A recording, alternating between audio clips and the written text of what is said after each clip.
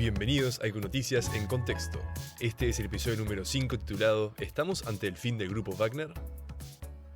El pasado 23 de agosto los medios de comunicación de todo el mundo informaban sobre un accidente aéreo ocurrido en Rusia. Un avión que transportaba a 10 personas hacia San Petersburgo se estrelló en un campo al noreste de Moscú, lo que significó la muerte de la totalidad de la tripulación. Dicho accidente cobró relevancia debido a uno de los tripulantes fallecidos, Yevgeny Prigozhin, el famoso y polémico líder del grupo Wagner. Días después del accidente, las autoridades rusas confirmaron mediante pruebas genéticas que Prigozhin era uno de los fallecidos. En el episodio de hoy hablaremos acerca de quién fue Yevgeny Prigozhin, en qué consistía el grupo paramilitar que lideraba y su relevancia en la guerra ruso-ucraniana. En estos momentos hay muchas más preguntas que respuestas y desde Econoticias trataremos de transmitirles todo el contexto necesario para comprender la situación actual. Para comenzar, es necesario saber un poco más acerca del protagonista del episodio. Yevgeny Prigozhin nació en 1961 en la ciudad rusa de San Petersburgo, en ese entonces llamada Leningrado. A los 20 años fue sentenciado a prisión por robo, fraude y prostitución de adolescentes. Luego de 9 años en prisión fue liberado. Tras su etapa en la cárcel se dedicó a vender panchos o hot dogs, fue proveedor en una empresa de alimentación y finalmente fundó la empresa que lo catapultó a la élite rusa. Se trata de Concord Catering, una empresa de catering de lujo a través de la cual creó un vínculo con el presidente Vladimir Putin. Desde entonces, Prigozhin comenzó a brindar los servicios de su empresa al Estado para alimentar al ejército y a escuelas rusas, ganándose el apodo de chef de Putin. Sin embargo, las ambiciones del chef de Putin no se limitaban únicamente a brindar servicios gastronómicos. Prigozhin también creó la Agencia de Investigación de Internet.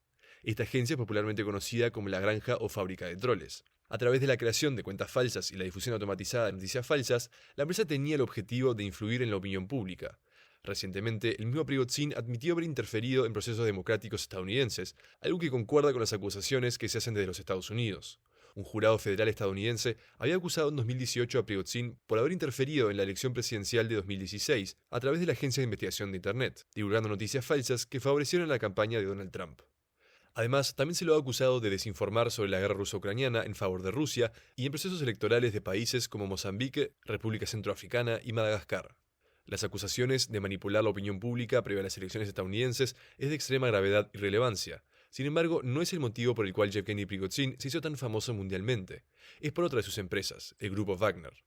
Esta organización comenzó a conocerse en 2014 debido al comienzo del conflicto bélico entre Rusia y Ucrania. En dicho año, Rusia anexió la península de Crimea y comenzó un enfrentamiento bélico en la región de Donbass, en el este ucraniano. Sin embargo, lo hizo sin la necesidad de recurrir a su propio ejército.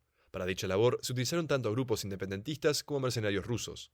En este contexto, Wagner apareció como una organización de mercenarios al servicio del Estado ruso. Es necesario aclarar que Wagner no es la única empresa paramilitar en Rusia, ni Rusia el único país con dicho tipo de empresas. Por ejemplo, Estados Unidos también ha hecho uso de servicios similares al contratar a Blackwater, actualmente conocida como Academy, durante la ocupación de Irak. Este tipo de empresas tampoco es un fenómeno contemporáneo, existen desde la antigüedad y han estado presentes en una infinidad de conflictos bélicos a lo largo de la historia. Volviendo con Wagner, el liderazgo de la organización no ha sido únicamente de su dueño, ya que ha habido otro personaje de gran importancia en el grupo, el teniente coronel Dmitry Utkin. Utkin fue un gran amante del nazismo, algo que queda evidenciado en uno de sus tatuajes, y su admiración por el compositor alemán Richard Wagner, el cual era el compositor favorito de Adolf Hitler, fue lo que hizo que el grupo tenga dicho nombre. Bajo el liderazgo de Prigozhin y Utkin, el grupo Wagner ha estado presente desde 2014 en diferentes países al servicio de los gobiernos afines a Moscú. Rusia ha utilizado los servicios de Wagner para hacer valer sus intenciones en el mundo sin la necesidad de utilizar medios estatales. Además de Ucrania, dicho grupo también ha operado en Siria, Libia, Mozambique, República Centroafricana, Sudán, Madagascar, Nigeria, Mali y, según algunas fuentes, en Venezuela. En este último país, Nicolás Maduro habría contratado a 400 mercenarios para fortalecer su seguridad personal en la crisis política de 2019. Por otro lado, las operaciones en África suelen estar vinculadas a la lucha contra el terrorismo y grupos rebeldes opositores a gobiernos afines a Rusia. Aparte del beneficio económico, los servicios de Wagner son pagados con influencia política rusa y privilegios en la explotación de recursos naturales. Esto es realmente útil para Putin, ya que sirve de herramienta barata para lograr objetivos sin la necesidad de que el gobierno se vea afectado por las bajas o posibles violaciones a los derechos humanos. Más allá de todas las operaciones del grupo Wagner en el mundo, en realidad hasta el año pasado no existía de forma oficial, ya que funcionaba como una organización fantasma, sin que el Estado ruso tenga responsabilidad legal de sus acciones. Finalmente, en noviembre de 2022, abrió sus oficinas centrales en San Petersburgo sin esconder ningún secreto. La relevancia de Wagner se hizo notoria luego de la invasión rusa a Ucrania en febrero de 2022.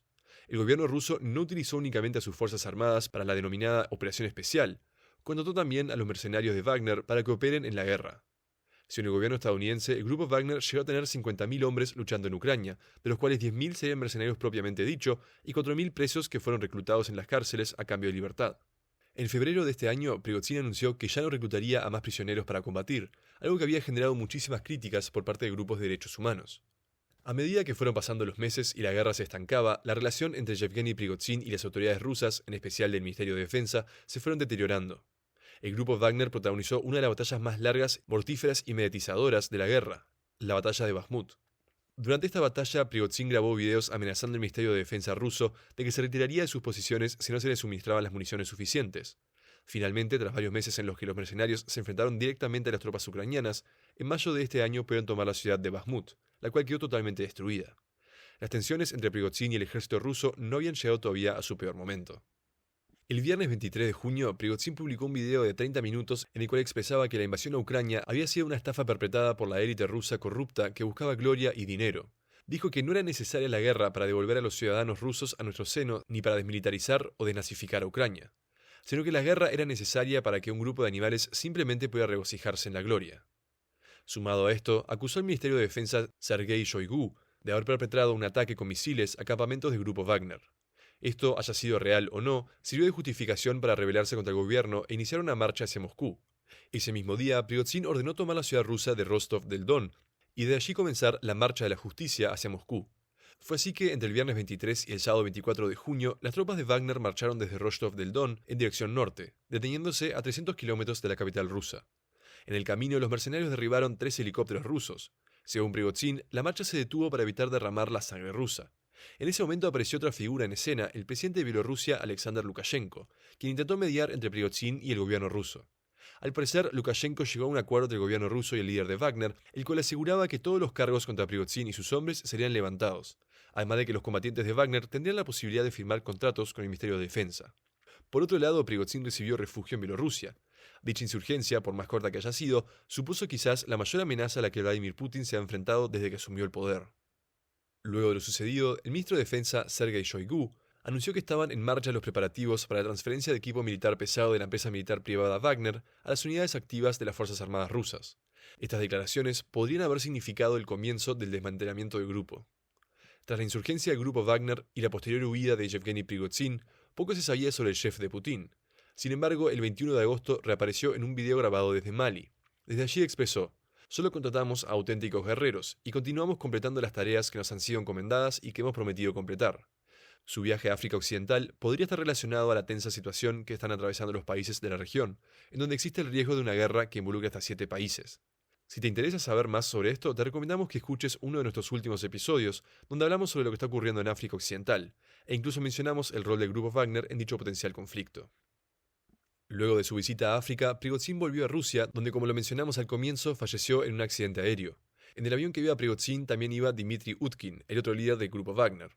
Por lo que sin sus dos principales líderes, el grupo en estos momentos se enfrenta a muchos interrogantes.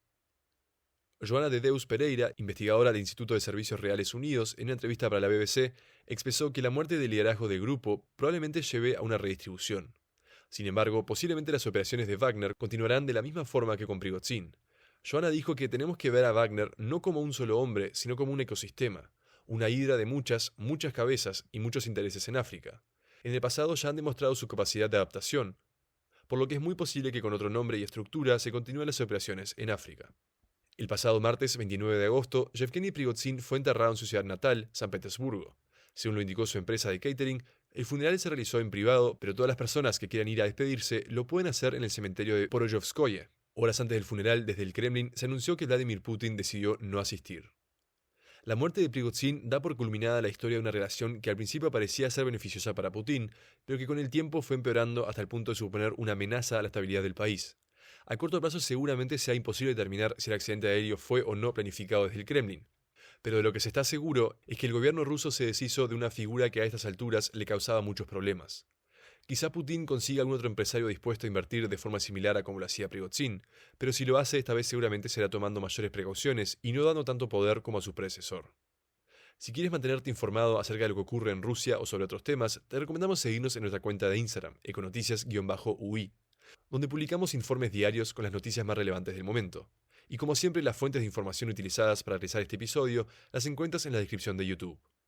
Si te gustó el episodio de hoy, nos encantaría que se lo compartas a tus familiares y amigos para que pueda seguir creciendo la comunidad ECO. Este episodio fue producido por Santiago Núñez como guionista y Rafael Kunze como presentador, y junto al encargado de marketing Sasha Kunze y el guionista Sebastián Faust, les agradecemos por escucharnos. De parte de todo el equipo les deseamos una buena semana y nos volvemos a encontrar el próximo miércoles.